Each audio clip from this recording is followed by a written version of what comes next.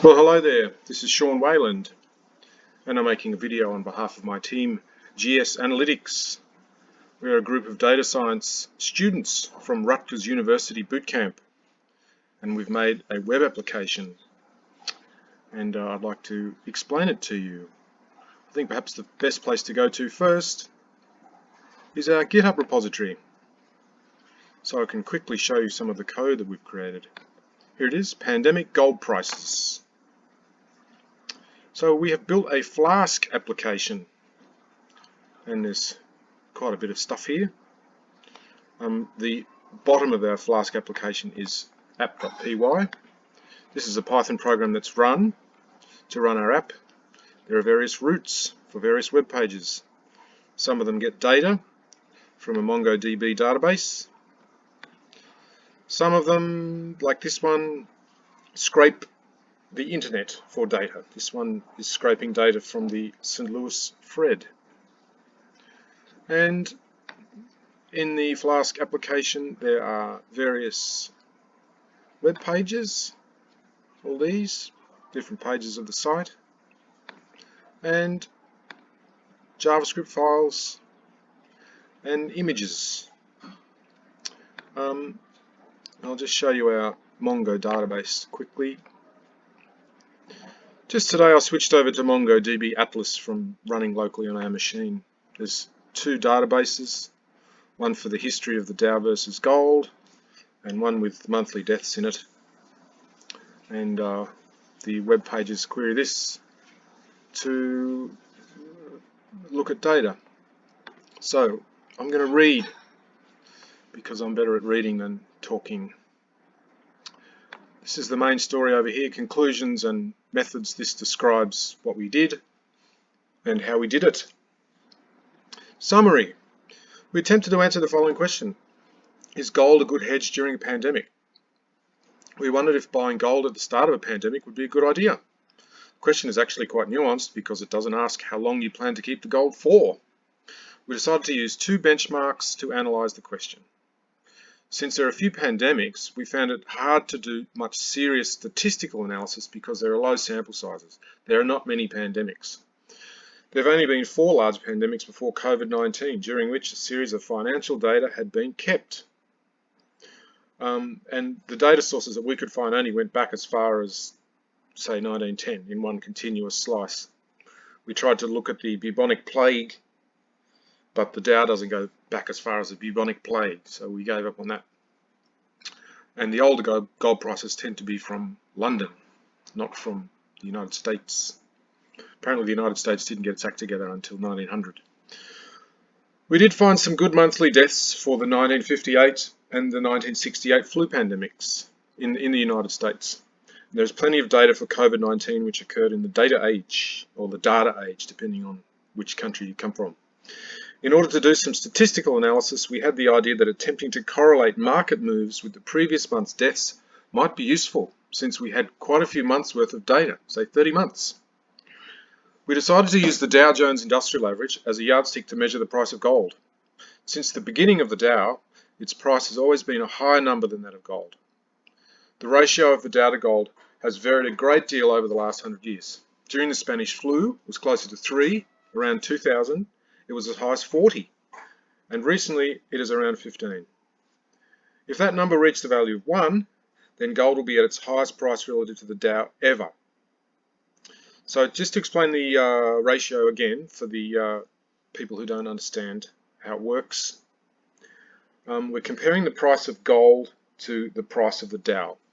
They're not real prices, they're just a measure of value in some sense.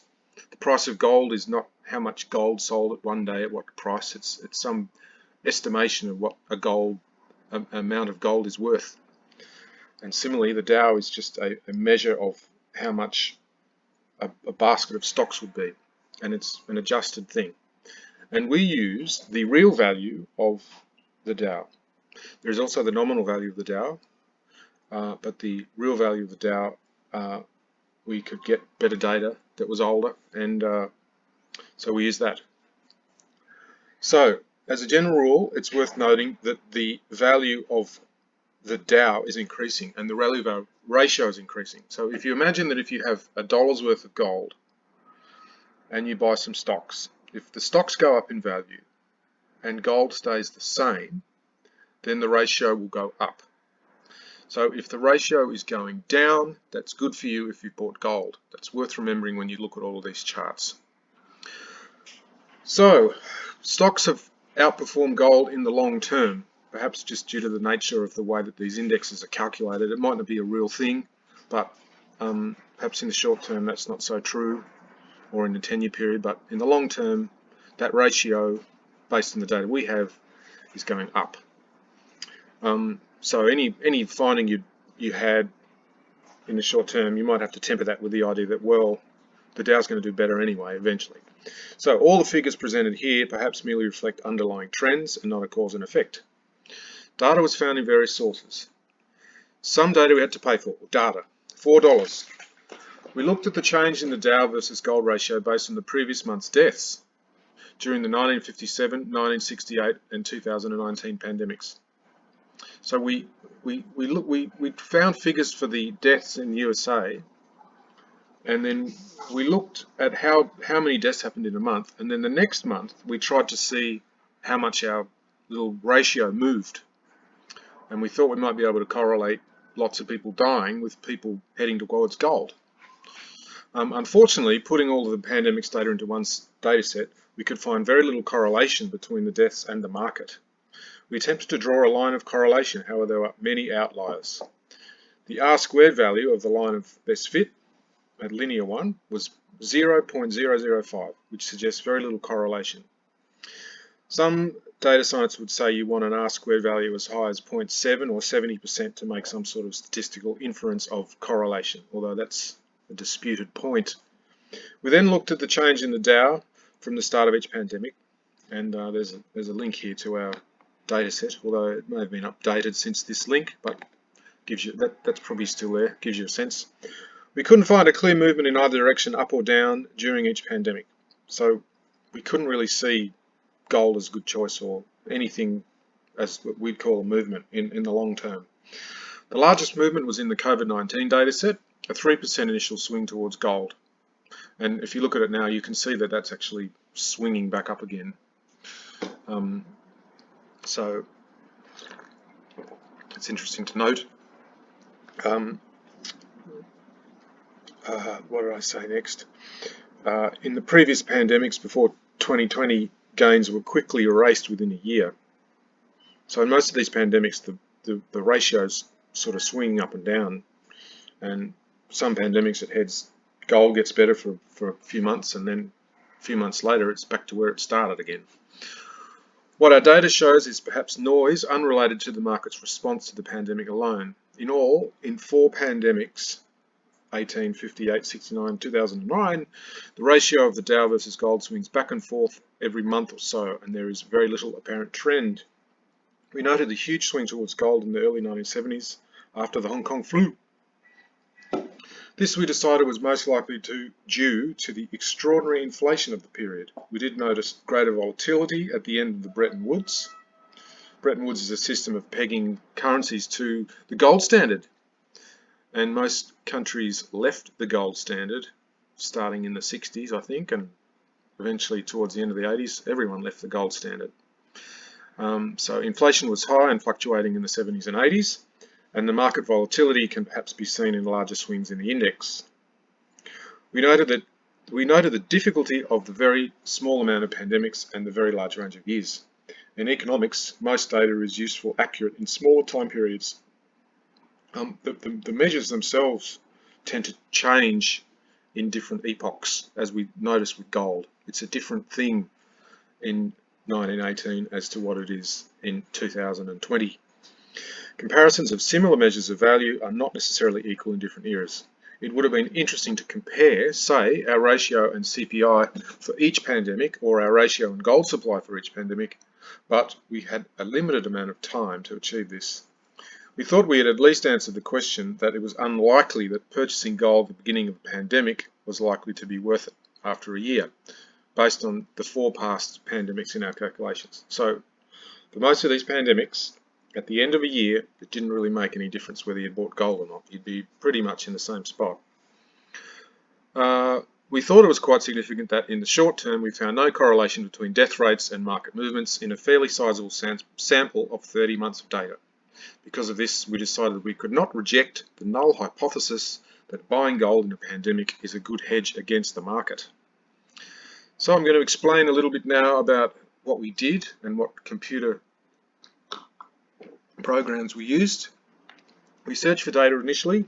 That was a big job, sniffing around the internet for CSVs and tables in web pages.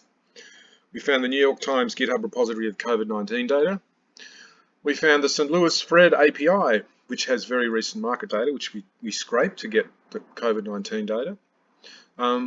There's some links to some other older sources. We spent a lot of time in Excel, compiling data in spreadsheets, cleaning them, etc. We made a few charts in Excel, especially at the beginning when we were trying to come up with a bit of a story. We eventually saved those Excel files as CSVs and saved them on our server. A data set shows that the monthly pandemics for 3 pandemics and the change in the following month ratio, that's in a CSV. We created a MongoDB database. It's now hosted on MongoDB Cloud Atlas, and we wrote code in Python using pandas and other methods to store 2 of the data sets in the database under different schema names.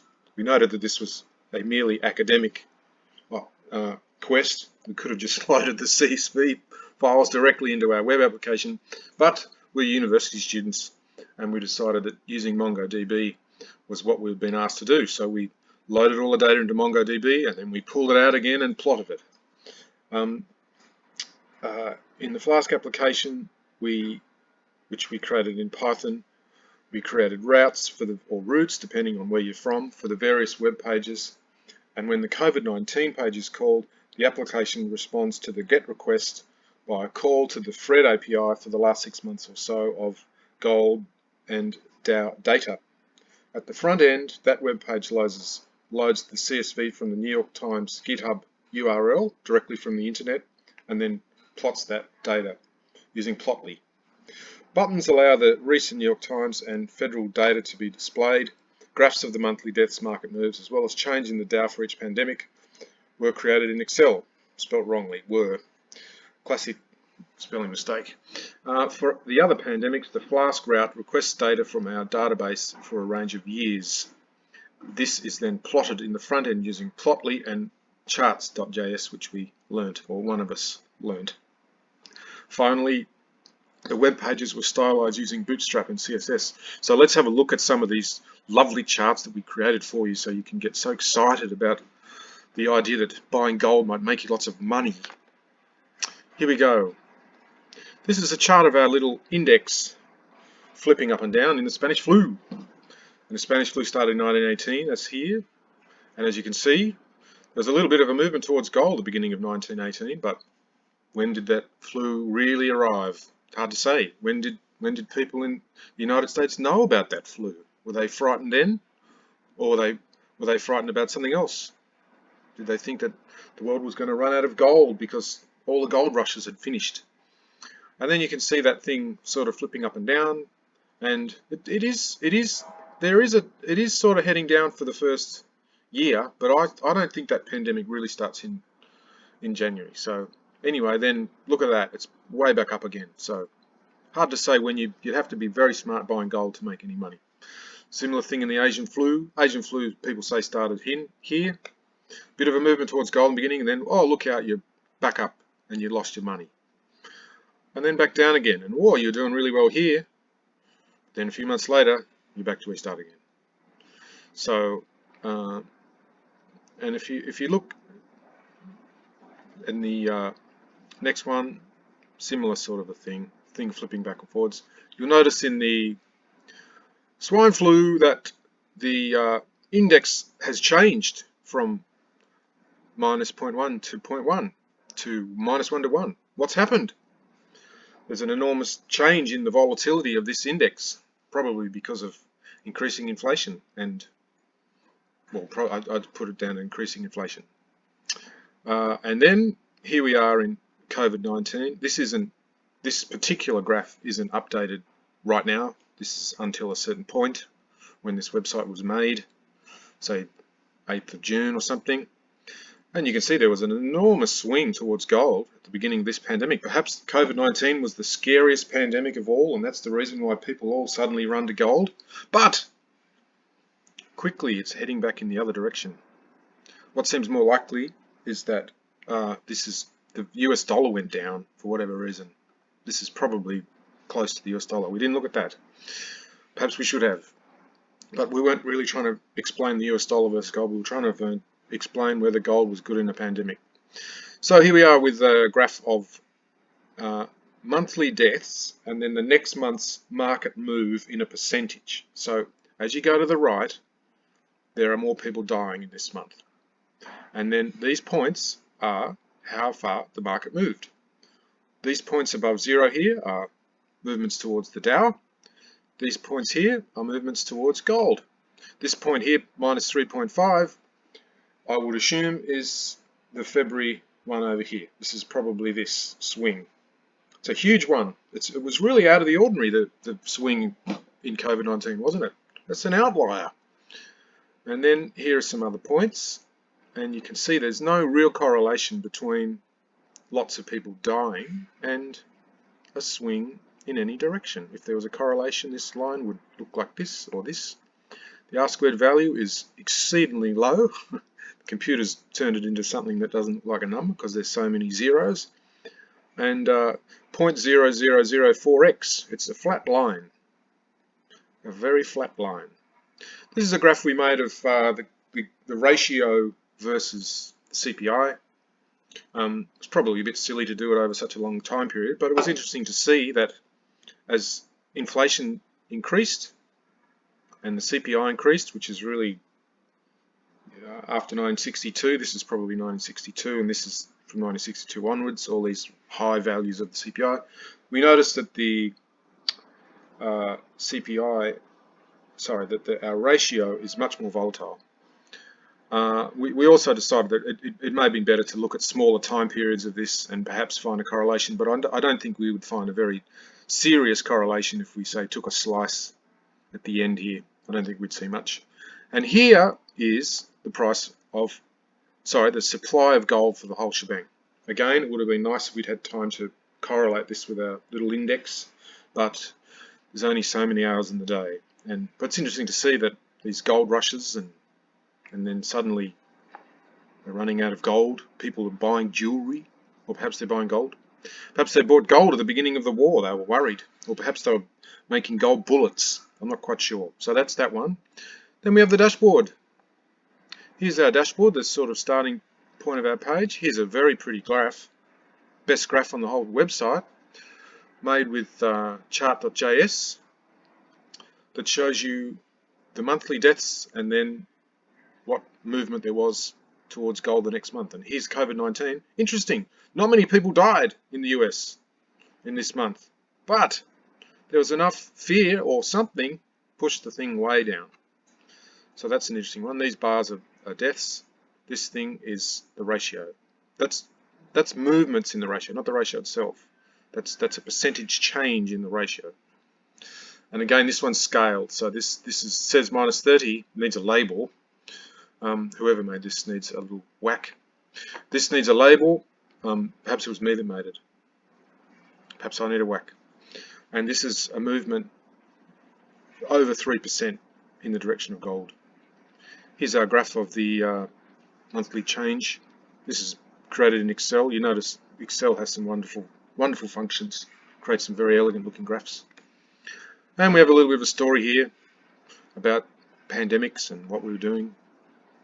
The golden lining in the broader context of history, because nothing happens in a vacuum and nothing happens in a vacuum cleaner. The main takeaways from our investigation is that out of the 5 pandemics that have occurred in the last 100 years, the first 3 pandemics, the price of gold were not affected. So there you go. Based on our research, it appears that the price of gold was more affected by monetary policy and the industrial output than the pandemics themselves. as will become evident with the charts and graphs that we've created. So here we are. Here's a little same thing again. We're hammering the point home with these graphs. A little bit of a story about all the pandemics there in a timeline. That's that one. Then there's a discussion about team. You've got to be smart to find it, but if you're smart, you'll find it on this page. Project manager, Amisha Patel. Technical lead, Sean Whalen, spelled incorrectly. Development and design, Augustine Reyes. Analyst and development, Todd Franklin. Luis Ramirez, Ogi Strabanovic. Analyst and development, Tyler Nia. So that's our team. There's some more pictures of sick people. Let's have a look quickly at some of these pages. There's a page for the Spanish flu. Some poor unfortunates, probably all dead now. There's a graph of our ratio, the Spanish flu. There's a picture of flu deaths in the UK from Wikipedia. Big spike at the end of 2018. Was there a big spike in gold at the end of 2018? I can't see one. Actually see not much at all. Perhaps this is it. Perhaps this little drop here is people freaking out about the pandemic and buying gold because they think the world's about to end. Here's the Asian flu. Pictures of nasty viruses. They're not that big. Here's the Hong Kong flu. Some Chinese people waiting for the bus. And here's a little interesting news item we found. Whales can catch the Hong Kong flu. But not sure if whales can catch the coronavirus. Don't know if they know that. Some more graphs here. There's a graph of the Hong Kong flu ratio. Here's one of deaths. Now this isn't just for the Hong Kong flu. Not quite sure it's on this page. But it's a graph of deaths for 3 different pandemics. So it's interesting to note that in the Hong Kong flu, there were more deaths in that month than there was in April of coronavirus. So that's good news, I guess. Here's the swine flu. That's the flu there, that funny thing. That's the flu. Stay away. Wash your hands. This is the Dow Jones Industrial Average. This is the graph suggesting that, well, it doesn't suggest much to me. I see a line moving in one direction. I see a Dow increasing with inflation, and someone suggesting that the pandemic made the Dow drop. Possible. There's our ratio. Here's COVID-19. This one takes a while to load because it's hitting the St. Louis Fred API, and it's also rendering a lot of data from the New York Times GitHub. Here's the very latest figures plotted in Plotly. We can see this enormous swing to gold, and then look what's happening. It's creeping back up. Here we are today, June the 8th. It's back up to 16.3, that ratio of the Dow divided by gold. 16.3 on June the 8th. I haven't got today's figures, I'm sorry. Here's the latest COVID data from the New York Times. 17,000 new cases on June the 8th. I hope they're okay. Hope they get through this. And here's 544 deaths on June the 8th. We're going to have a minute's silence for the people that passed yesterday from COVID-19.